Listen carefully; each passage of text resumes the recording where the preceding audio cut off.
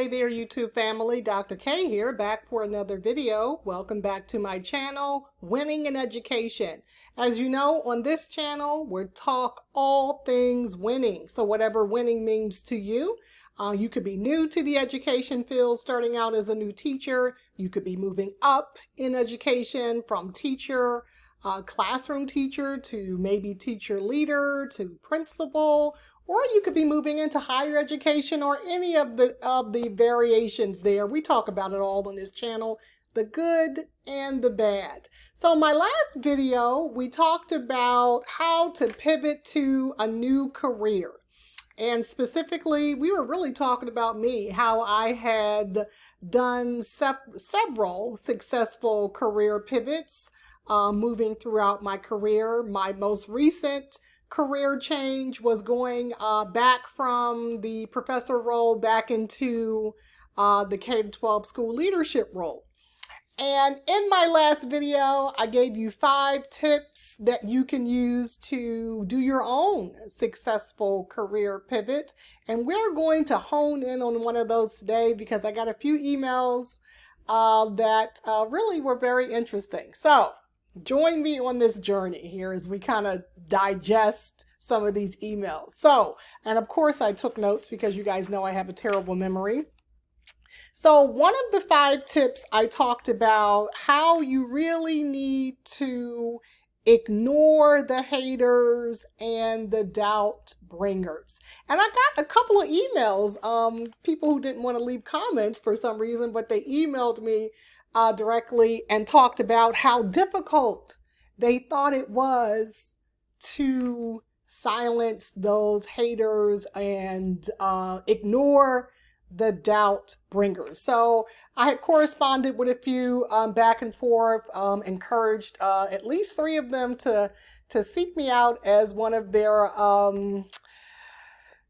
people who can help them on this journey, right? You guys know I do consulting. I work with people who are updating their resumes and people who are new to the education game or who are trying to go from, as I talked about in the beginning of this video, one level in education all the way to another, because I kind of have done it all from K-12 teacher classroom all the way up now to professor and then back again. So I've been doing some consulting, working with people on revamping resumes, interviewing tips, those sorts of things. So I encourage these, particularly 3 people who emailed me to seek me out and hire me to dive in a little deeper as to what seems to be going on. But all of that aside, I found it very interesting that one that these people, and it was more than 5 people, more than 5 emails that I got about how difficult it is to silence the haters or to silence the doubt bringers when you're embarking on something new, different, maybe scary. Some people may find or may categorize it as risky. You know, I don't consider myself a risk taker. I think my friends would differ. They would probably say I'm adventurous. I do take risks, but for me, it's not a risk. For me, my definition of a risk, guys, is not doing something because you're afraid. In my last video, we also talked about how in order to be successful in this career change and this career pivot, you had to silence your fear. So I know fear is a big thing. Fear is always with us. But I found it difficult and hard to believe that these people were actually reaching out to me to say, yeah, I may be a little afraid, but I'm even more concerned about the backlash. So I came across a video today, which I'm going to link, and it's from one of my favorite channels. And of course, I wrote it down because I'm not going to remember. It's called the Let's Achieve Success YouTube channel. And this particular video was talking about leadership and how you need to be a leader, sometimes even in the face of adversity. And the video, the young lady, it was a TED Talk. Her name was Brene Brown. And again, I will link the video here. But she highlighted a quote that really helped her kind of get over this notion of what other people think about you, and not really taking that to heart, because you have to do what you have to do. So again, I am not saying that I am immune to criticism, not criticism at all. I get criticism all the time from all sides. I talked to you guys about that in my last video. I am, I think, a little bit more bulletproof when it comes to listening to the doubt bringers and the haters, maybe because I've always gotten it. Like, I've always been the gypsy in my family, moving somewhere new, doing something different, leaving a job, always doing something quote unquote risky. So I think I've heard this for a while, and maybe I've built up this immunity now that I'm a lot more older and wiser, that who cares what these people think, right? That's really where I am, and I feel very comfortable in saying that. But I realize, particularly because I got these emails from several different people who were struggling with this. So here's the quote that this young lady brought up in her TED Talk, and I thought it was so apropos for my video today, and I'm going to read it to you. And I'm going to link it, of course, in the description. I'm probably going to upload like a little PowerPoint slide or something. It's a quite long video. So, quite long quote, excuse me. So the quote is from Theodore Roosevelt, and let me read it to you, so bear with me. The quote is, "It is not the critic who counts, not the man who points out how strong man stumbles," right? How the strong man stumbles, or where the doer of deeds could have done them better. The credit belongs to the man who's actually in the arena. And I have said this before, right? Don't worry about the naysayers and the haters, because they're probably not doing anything near what you wanted to do. So let's get back to the quote. The credit belongs to the man who is actually in the arena, whose face is marred by dust, sweat, tears, and blood, who strives valiantly, who errs, who comes short again and again, because there is no effort without error and shortcoming, but who does actually strive to do the deeds, who knows great enthusiasms, the great devotions, who spends himself or herself in a worthy cause, who at the best knows in the end the triumph of high achievement, and who at the worst, if he fails, at least fails while daring greatly, so that his place shall never be with those cold and timid souls who never knew victory nor defeat. So when she went through this quote from, again, Theodore Roosevelt, and I'm sure I didn't do it justice, and I'm going to link it for you so you can read it and absorb it.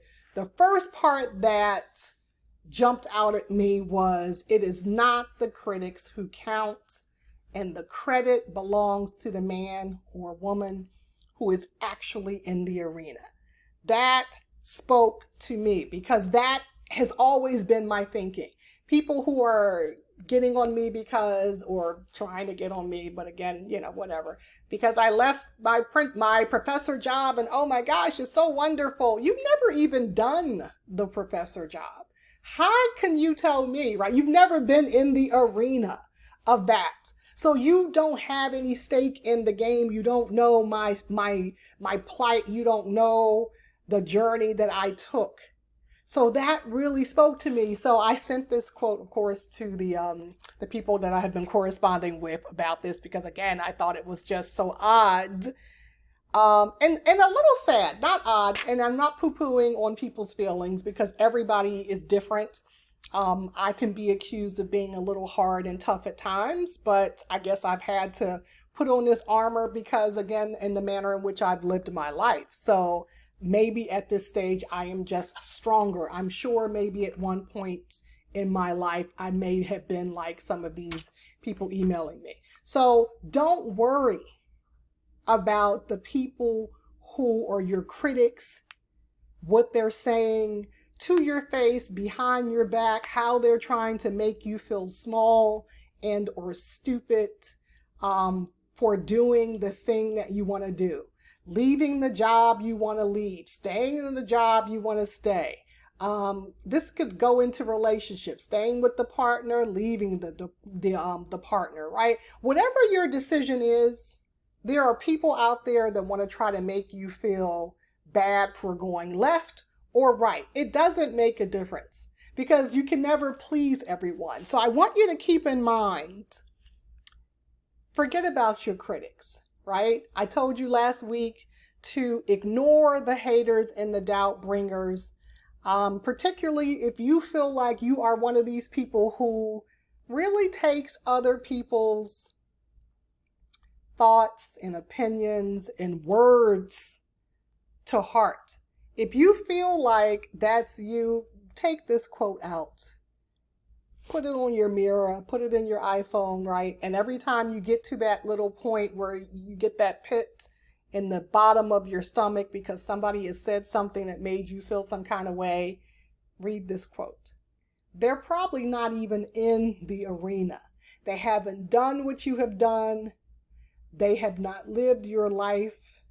They are giving you advice from the outside. And my last example is of this. I got a lot of critics when I initially was telling people way back when that I was moving out of the country to work in the Middle East.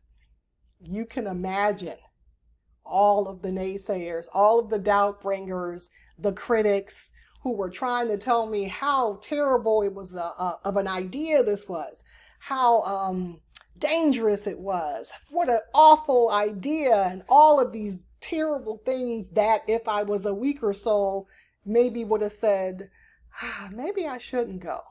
But there was a little something in me that said, you know what, you haven't even done it, right?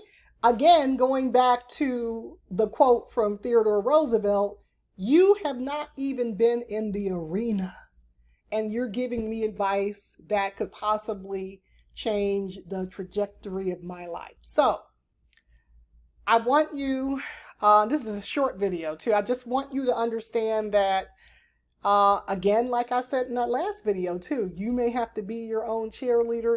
This is another part or an extension of that. You have to be your own cheerleader when you're making these grand decisions. You have to silence your critics, the outside critics and the critics in your own brain, and you have to do what is best for you, whatever that will be.